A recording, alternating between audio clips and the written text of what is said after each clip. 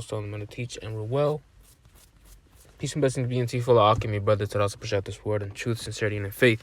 And a little drilling in this lesson, I'm going to be bringing out certain scriptures that I have had written down.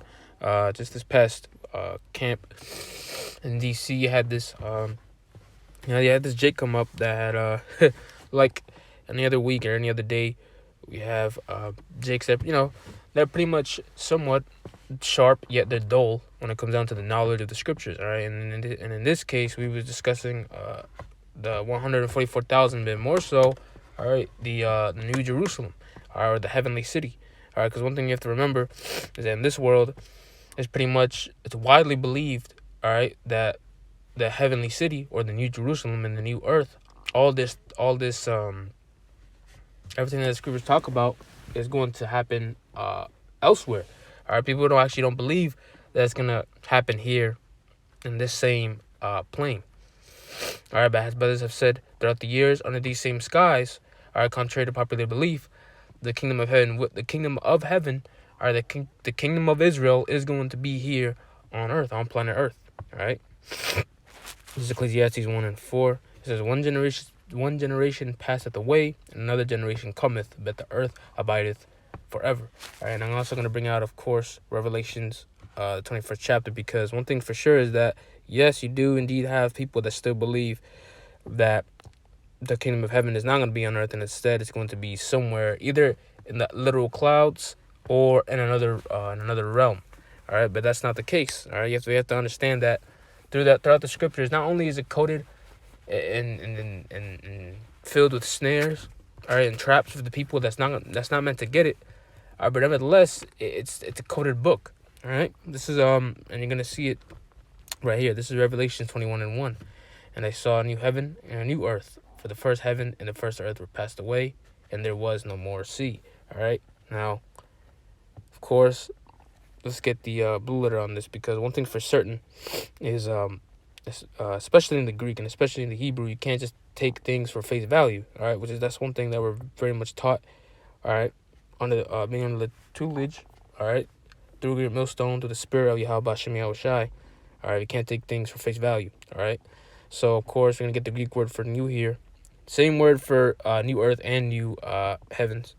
All right, it says kainos. All right, the Greek word kainos, meaning new, as respects form, recently made, fresh.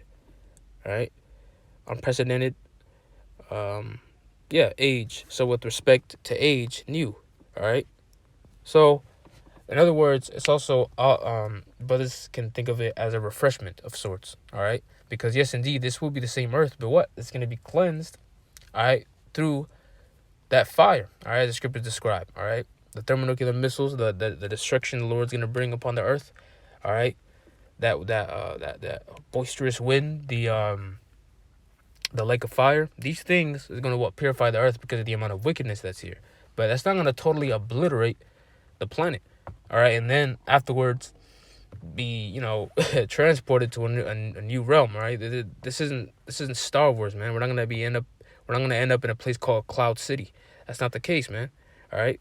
So second verse, it says, and I, John, saw the holy city, New Jerusalem, coming down from heavens, or powers, from God, out of heaven, prepared as a bride adorned for her husband. All right, so this is clearly a vision, of course, that John the Revelator saw concerning who? Israel, really. All right, because we know that Jerusalem is a people before it's a place. All right, Jerusalem, it was first a title. All right, or looking at it as a title. All right, for the children of Israel. All right, we're known as a great city, all right, a great nation. If Israel is also known as the sand of the sea that cannot be numbered, or the stars of heaven, why is it so far fetched that Israel can also be known as the Jerusalem, all right, that holy city, all right, and this indeed is the new men, all right, because actually I think it's what it says. The kingdom of heaven is with men. But nevertheless, all right, these men, they are indeed also new, because they have started that process here on earth, all right, beforehand. And another thing also is that not only does this Salakia. Not only does this come from, of course, Christianity, but it's also what Greek Catholicism. So like a little tongue twister there, but yeah. So nevertheless, this comes from, or it also is inspired from what Greek mythology. All right, because first and foremost, whenever someone thinks of a cloud kingdom, it just sounds so silly. And second of all, yeah, it does go back to the those different idols and gods like Zeus, you know, God, these different gods and gods of thunder and these other elements. Look, these are things aren't biblical. Whenever you say that the kingdom of heaven is going to be literally in the cloud, that's not well according to the scriptures, man. This is 2 Corinthians 12. And I'm just read to the second verse, and I'm just read on down, all right? Because one thing for sure is that as that day I mentioned before, that Jake, he essentially had believed that the kingdom of heaven, and everything that comes with it, the prosperity of everyone. First, he's had that Christianity juice, thinking that everyone is partaking in the prosperity of the kingdom of heaven, which is not so. All right, he himself said that it's going to be in that realm. And of course, he had to have been talking about the third heaven, which is what we're going to read, all right? So it says, 2 Corinthians 12:2, I knew a man in the anointed, Yahushai, about 14 years ago. Whether in the body I cannot tell, or whether out of the body I cannot tell. The Lord knoweth, such as one caught up to the third heaven. All right? Now this is, if I'm not mistaken, the Apostle Paul, right? Paul's vision. And of course, in this account, the reason I'm bringing this out is just because the existence of it, that realm where all souls go back to its creator, the Heavenly Father, all right, and they rest, and they come back here, all right, in the physical plane here on earth to receive their judgment, and also play out their new life, reincarnated into, whatever body the Lord sent them to. All right, this is just reality. All right, and of course, now the third heaven, that realm of, because that place can be known as a heavenly place. It is called the third heaven. However, this realm, or that's just the best way to describe it. This other godly realm where the Lord is and His angels, it's just that. All right, and there is indeed order there. All right, there is order. There is also a sense of peace. All right, there is peace. All right, in that godly realm where the Lord dwells. All right, Yahweh. Now, it's there, obviously we're not disregarding the existence. However, these people putting these key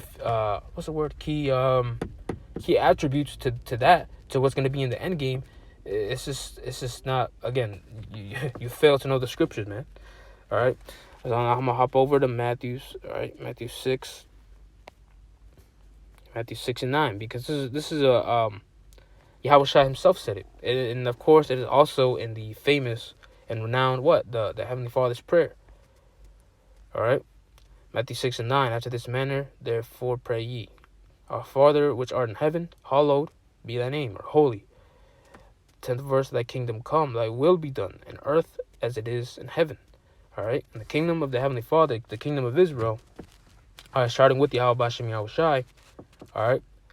It will be done. His will be accomplished. His will is being done every day. All right, but the ultimate will is for the 144,000 to believe in Yahushai. All right, who the world ignorantly calls Jesus. All right, so Yahushai, which is a Hebrew name, we understand that His kingdom is going to come, and also the will and everything that's done in the realm of the Heavenly Father is going to be done here likewise, on earth. All right, and again, you have to pretty much discern with these things. All right, you can't be looking at this with such a simple or Greek type mentality. All right, so attributes like order, peace, only Israel. All right, and and our customs, our holy customs, and what the that new how do I put this? The new ambient of things. All right, we're gonna worship. We're gonna worship the Heavenly Father and Him only, just like how it is done in the heavens, man. All right, like the angels, how they don't disobey none of His commandments. All right, it's gonna be done in the same way in the kingdom of heaven. All right, that's why even in the kingdom of heaven, we will still worship the Heavenly Father in the ways that He deems fit. And it will be what joyous to us, just like how we live our lives now, except what it's going to be done sin free, meaning what there will be no there will be no excuse me, there will be no sin dwelling upon the children of Israel. All right, there won't no sin whatsoever is going to be dwelling upon our habitations, and that's why it's going to cause us to not only be immortal, all right, to receive immortality, but we're going to be able to live as gods, all right, under Yahushua, under Yahweh B'Hashem Yahushua. And that's also why it's so easy for people to get confused with over the fact that in this supposed cloud city, all right, we're just going to be singing psalms all day, and just doing that 24/7, worshiping the Lord, which it's very simple to look at it in that manner, but that's what we will be doing. But not as people think, man. All right, not as in the Christians view it as. All right, we will still live. We will still keep the commandments. All right, and 100% into its full capacity. All right, I'm gonna end off with this. This is Isaiah 45:17. Says, "But Israel shall be saved in the Lord with an everlasting salvation. You shall not be ashamed nor confounded, world without end. For thus saith the Lord that created the heavens, the Lord himself that formed the earth and made it. He hath established it. He created it not in vain. He formed it to be inhabited. I am the Lord, and there is none else." You see? That's also another promise that we have to fulfill. All right? All right, the will of the Lord is for not only for Israel to worship Yahweh Shai, okay? But also after that is to live beyond, of course, in righteousness on our means, man. All right, meaning what? We're gonna multiply. All right, we're gonna be fruitful and multiply. We're gonna be able to prosper. All right, and that good success, like it says in the Joshua, the first chapter, I think verse 8, verse 9. There you go. We're gonna be blessed continuously, and remember, this glory has to be witnessed throughout the earth. That's also prophecy, man. You see, so this is just another. Just bringing up those scriptures to completely and to drill into people's minds that the kingdom of heaven is going to be on earth. It is indeed a kingdom. All right, a kingdom that's going to be kingdom that's not going to be trifled with. For crying out loud, it is indeed a kingdom. We're going to need people. We're going to need and to put it out there, of course, we're going to need slaves. All right, or an actual army, functioning army. You know, and that's why I said an army that can't, or a nation that can't be trifled with, because we're going to be what's the word? Pretty much, there's going to be no competition left. All right?